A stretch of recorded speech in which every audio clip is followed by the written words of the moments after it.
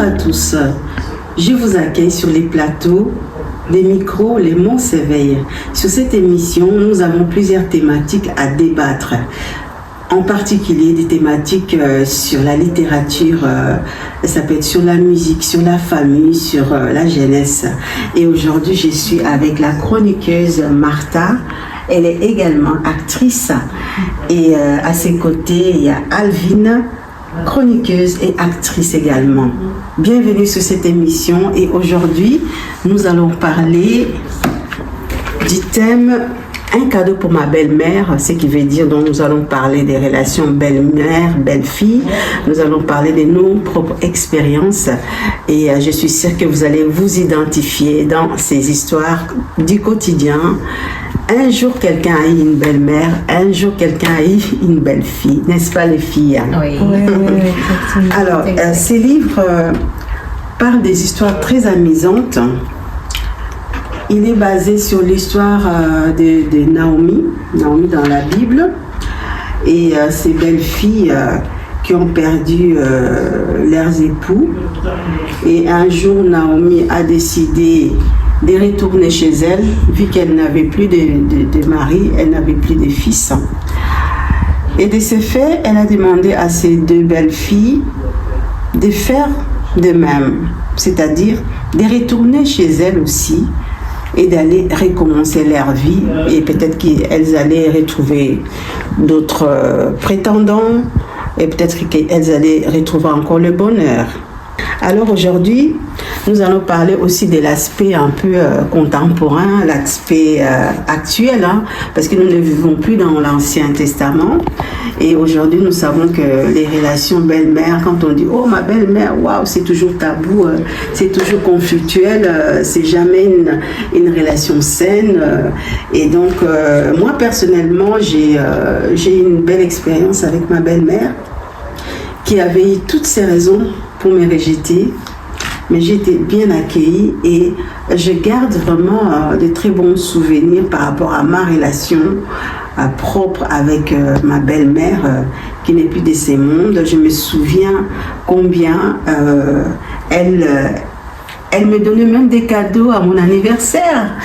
Attention, c'est pas là où j'ai tiré les noms de ces livres, mais elle pensait à moi à mon anniversaire, c'est vrai, elle me faisait un cadeau, elle me donnait un peu d'argent pour faire mes courses, pour me faire plaisir, et peut-être que c'est une situation unique, mais j'espère pas, mais franchement, j'ai eu des très très très bons moments avec elle, moments de partage.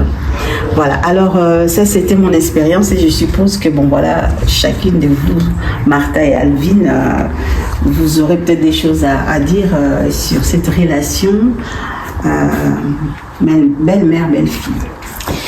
Merci pour ton livre, Madame Chantal Plumbo. C'est assez passionnant. Mais j'ai une question pour vous. Si vous étiez à la place de Ruth dans votre livre, si c'était la réalité, est-ce que vous ferez pareil? Je ne saurais pas dire ça. Je ne peux pas me mettre dans ces contextes-là de l'époque. Mais moi-même, je reste un peu curieuse de me dire pourquoi est-ce que Ruth avait pris cette décision. Pourquoi ne pas retourner refaire sa vie en fait? Qu'est-ce qu'elle avait vraiment vu dans sa belle-mère en fait, Naomi? Qu'est-ce qu'elle avait vu? Donc c'est ça, je me pose cette question du coup. Si j'avais vu ce que Naomi avait vu en Ruth, oui, sûrement que je suivrai son chemin, sûrement que j'irai avec elle. Mais je me demande aussi peut-être qu'elle a quand même connu l'histoire de sa belle-mère, les passés de sa belle-mère. Et c'était peut-être par rapport à ça qu'elle s'est accrochée et qu'elle voulait... elle savait que voilà, Ruth avait quelque chose. Avait quelque chose qui allait la rendre heureuse, que ça n'allait pas s'arrêter seulement au fait qu'elle était l'épouse de son fils. C'est un mystère pour moi-même. Donc voilà, ta question, c'est une très belle question, mais je ne sais pas. Merci. En fait, moi, si j'étais à la place de Ruth, comme vous l'avez dit, vous avez une très belle relation avec votre belle-mère, et puis votre mari n'est pas là, vous n'avez pas d'enfant, vous avez le dégoût à la vie. Peut-être l'unique personne qui vous reste en ce moment-là, c'est votre belle-mère. Je me dis, ouais, ça s'explique en fait. Alors, le fait de ne pas prendre des chemins assez contradictoires, pour dire, ouais, je ne sais pas si je vais m'en sortir, si j'y vais seule, rien ne prouve que le bonheur se trouve là. Peut-être si on se met ensemble, comment dire, l'union fait la force, et du coup, si je suis avec ma belle, mais peut-être on pourra encore se soutenir pour voir jusqu'où on peut encore aller, parce que là, on n'a plus rien à perdre ni rien à gagner. Je peux aussi voir les choses dans ce sens. Et du coup, Ruth décide, ok, je continue avec ma belle-mère. Je ne veux pas prendre le risque de me séparer d'elle, alors que voilà, et ça, c'est de part et d'autre, c'est le sang qui coule parce qu'il y a la guerre, parce qu'il y a les conflits, etc. Donc du coup, je préfère qu'on se mette ensemble. Comme ça, voilà, s'il faut crever, on crève ensemble. C'est pas je pense, parce qu'elle a dit, je viens avec toi, ton Dieu sera mon Dieu. Oui. Voilà, là où tu iras, j'irai avec toi. Et je pense que c'est un peu ça, c'est comme, voilà, l'unique espoir que tu peux avoir à ce moment-là, c'est de suivre ton instinct, l'instinct de suivi. On ne sait pas si c'est exactement ça, parce que tu ne sais pas, tu n'as plus rien à perdre, rien à gagner. Voilà, moi je pense que c'est ça. Si c'était moi à la place de Ruth, je pense que oui, je ferais la même chose. Surtout que vous avez dit, c'était aussi relation entre esclaves et serviteurs. Donc je pense aussi que en tant qu'esclave, on n'a pas aussi trop le choix. On se dit, on va faire ce que le maître nous demande de faire. C'est vrai qu'elle avait le choix parce que le maître te dit, tu peux aller où tu veux. Mais tu avais l'habitude d'être sous l'esclavage. On ne se lève pas un matin pour se dire, aujourd'hui je suis plus esclave. Il faut un processus, il faut aussi un... C'est ça. Voilà. Ça. Oui. Alors, merci Alvin.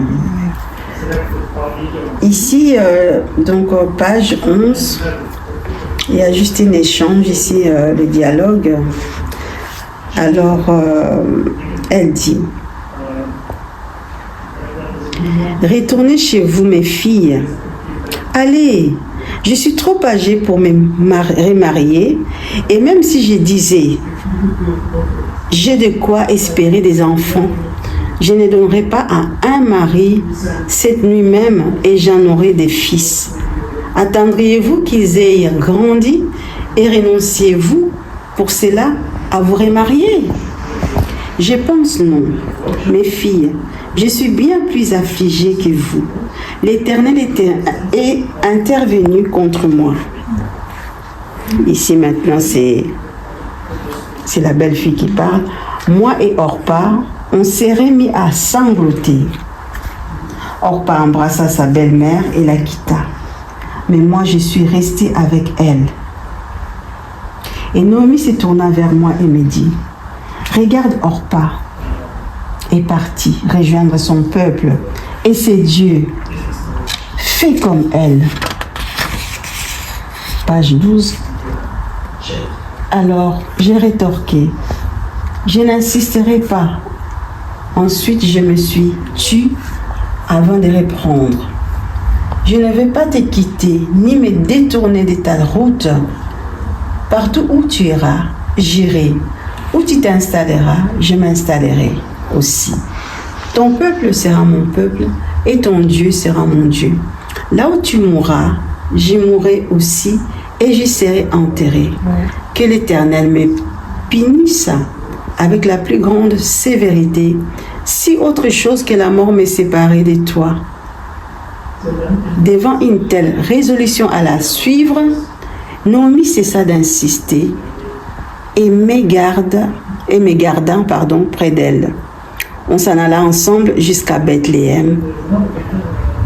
Je ne vais pas spoiler. Achetez ces livres sur Amazon, mais vous pouvez l'avoir aussi par téléchargement sur mon site Chantal Kyombo gratuitement. Avez-vous entendu les échanges? Oui. N'est-ce pas fort, n'est-ce pas puissant? C'est ça. Quelle détermination. Et puis il y a une confiance et un amour inconditionnel, une détermination dans ce que Ruth dégage en fait. Il y a aussi, je pense aussi que oui, il y a du respect, non seulement du respect, il y a vraiment le véritable amour qui ne tient pas compte du matériel, qui est juste doté du fait qu'on aime la personne, on veut être avec la personne jusqu'à la mort, oui, et voilà. Moi, je trouve vraiment cette histoire extraordinaire parce qu'il faut avoir le cœur et en même temps aussi être guidé par le Saint-Esprit. Parce qu'arriver au niveau auquel Ruth est arrivée, tu dois vraiment être fortement en communication avec Dieu, de l'entendre, de vraiment l'écouter personnellement pour arriver à suivre une telle situation parce que Orpa, elle est partie. Mais Ruth, elle a compris ce que Orpa n'a pas compris. Et je dirais, de nos jours, aujourd'hui, c'est un peu compliqué de vivre une telle situation parce que nous n'avons plus cet amour, cette capacité, surtout la patience de vraiment analyser la situation, de se dire non, maintenant je me trouve dans telle situation, Seigneur, qu'est-ce que toi tu dis? Qu'est-ce que tu veux que je fasse? Nous n'avons plus cette patience, nous on veut aujourd'hui faire tout presser. Oui. Voilà, elle a dit, allez-y, moi je suis vieille, je ne peux rien vous donner. Dans notre mentalité d'aujourd'hui, on va se dire, c'est quoi, c'est bon, elle est vieille, de toute façon, elle n'a plus rien à me dire, elle a plus, si je reste avec elle, je serai quoi, je deviendrai toujours derrière elle, je serai rien du tout. Il faut que j'aille chercher ailleurs, qui sait, peut-être mon bonheur, c'est ailleurs. Donc on devait prendre cette habitude de vouloir partir. Mais Ruth, elle n'a pas pensé que dans un regard humain. Parce que dans le regard humain, nous réfléchissons autrement que quand nous sommes en train de réfléchir d'une façon spirituelle. Elle a vraiment pris le temps d'écouter ce que Dieu l'a dit et d'analyser la situation et de dire, en fait, mon destin, c'est avec cette femme. Elle ne savait pas non plus quel sera le destin, où elle sera plus tard. Elle n'a pas regardé tout ça. Mais heureusement qu'elle s'est attachée à sa belle-mère parce qu'après, c'est de là où elle a pu rencontrer Boaz.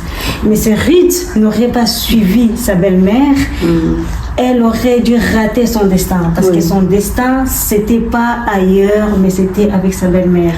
Et des fois, nous, ça nous arrive de manquer cette sagesse, de voir où peut se trouver réellement notre destin. Mais on est plus pressé dans les... Non, ici, je pars ici je vois, il y a le futur. Un peu d'égoïsme. Exactement, on veut toujours imaginer grand. Et quand on voit que c'est pas la bonne voie, et après on est là, ah mais Seigneur, pourquoi tu m'as abandonné, pourquoi ceci? Mais parce qu'on n'a pas eu le temps justement d'écouter et d'obéir, c'est que Dieu nous a préparé. Et Ruth, voilà, sa patience, son amour, la sagesse et d'avoir obéi, ça l'a coûté un prix extraordinaire, c'est la gloire. Oui, parce qu'elle a trouvé justement son destin qui est Boaz.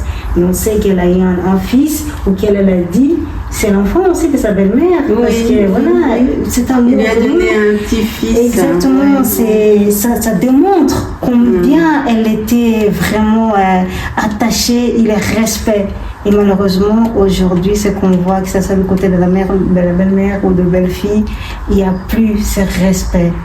Dès qu'il y a un petit conflit, on veut directement attaquer parce qu'on a toujours la précipitation au lieu de réfléchir, de se calmer. Elle m'a dit comme ça, je vais aussi le montrer de quel moi je me trop vite, trop bruyant. Trop bruyant. Mais elle peut pas me faire ça. Donc une belle-mère qui par exemple dit à sa fille, prépare-moi quelque chose, mais elle me prend pour qui? Je sais pas. C'est un peu la rivalité, vengeance. C'est ce qu'on attend aujourd'hui dans la société, par rapport aux relations belle-mère, belle-fille. Tu l'as bien dit. Là, pour Ruth, il s'agissait de sa destinée. Exactement. Et elle ressentait en fait en elle. Elle pensait aussi à Naomi. Elle disait, cette vieille femme, on ne sait pas à quel âge elle avait. Je ne vais pas la laisser tomber. Ça, c'est aussi important. Ça, cette notion d'empathie, en fait. Parce qu'elle se dit, mais elle est vieille, elle est fatiguée, qui va s'occuper d'elle? Et le fait, c'est pour ça qu'on dit dans l'amour, c'est beaucoup plus donner. Elle était prête à donner. A donné même sa vie pour cette femme. Et du coup, elle n'attendait pas une récompense particulière. Du coup, Boaz, c'est une récompense divine, mais ce n'était pas ça le but pour elle. Avec ou sans Boaz, elle s'occupait de sa belle-mère. Parce que pour elle, sa belle-mère comptait plus que tout. Elle a perdu son mari, elle s'est dit, mais je ne vais pas abandonner la mère pour qu'elle meure. Exactement. Voilà, c'était ça. C'est vrai, il y a l'obéissance par rapport à ce qui est divine, mais il y a aussi, parce que tu vois, tu peux être bien chrétien, mais que tu n'as pas d'empathie pour les autres. c'est compliqué. Tu comprends? Que tu es très spirituel, mais tu n'as pas l'empathie pour les autres. Ouais, si tu passes ton temps à dire ouais, ils n'ont pas mon niveau spirituel, ils n'ont pas ci, ils n'ont pas la place, ils n'ont pas ça, tu passes ton temps à juger les gens, tu ne sais pas les apprécier à leur juste valeur, tu vois. Alors que le premier commandement, c'est aimer les uns les autres. Surtout quand on dit aimer, ça veut dire qu'aimer avec les défauts.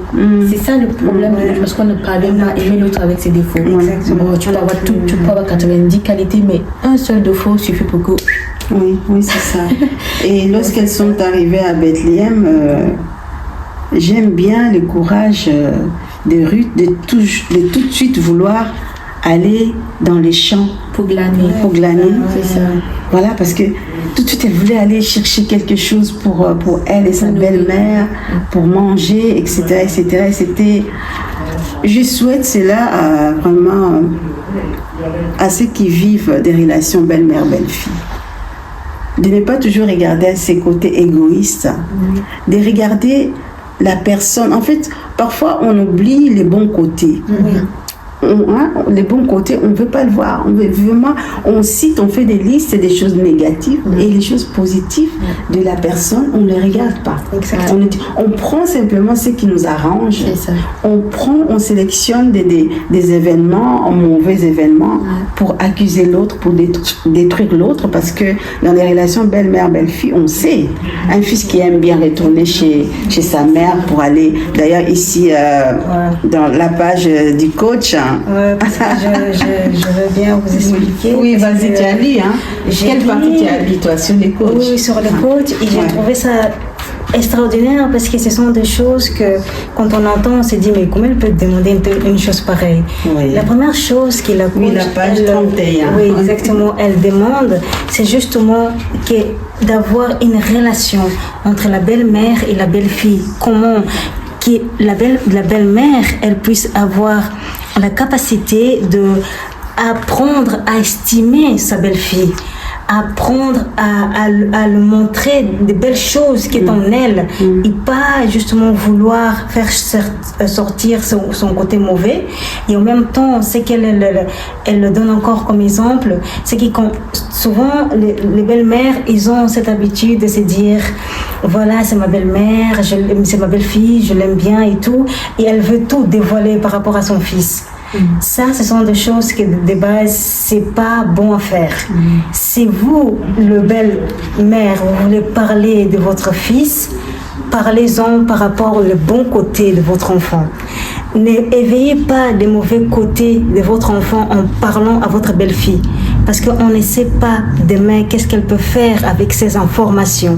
Alors la meilleure chose à faire, c'est juste, tu racontes qu'est-ce que ton enfant aime manger ou des choses qu'il lui aime bien. Pas ces humiliations qu'il a passées plus tard ou ces difficultés qu'il a eues dans sa mauvaise enfance. Tout ça là, vous gardez, les belles mamans, vous gardez pour vous parce que c'est des histoires qu'il y en a que vous avez besoin de savoir. Votre belle-fille, elle n'a pas besoin de savoir tout cela parce qu'un jour, quand des choses vont bien mal se passer, ça va éclater. Donc, c'est vraiment à éviter. Et autre chose aussi, pour rapprocher la belle-mère de sa belle-fille, c'est d'aller aider sa belle-fille. C'est-à-dire, tu vas chez elle, tu peux l'aider à faire le ménage.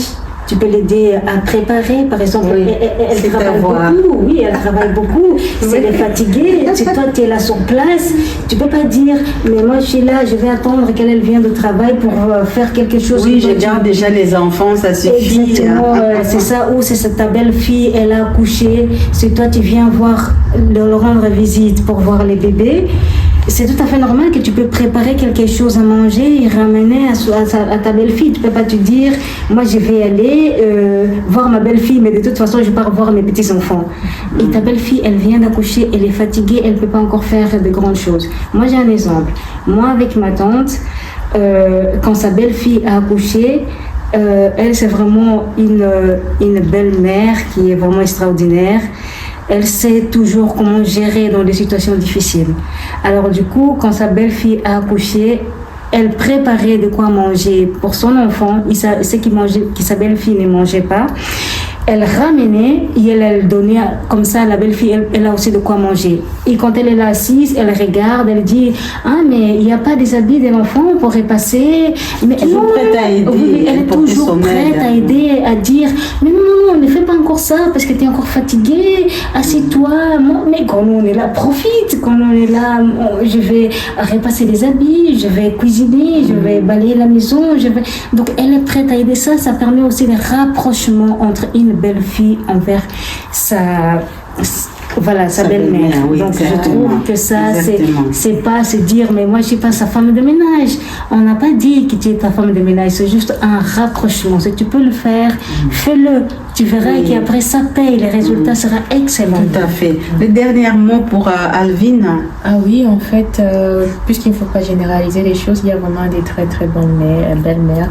Moi, je peux prendre l'exemple de ma mère par rapport aux épouses de mes frères. Franchement, elles sont très bien encadrées.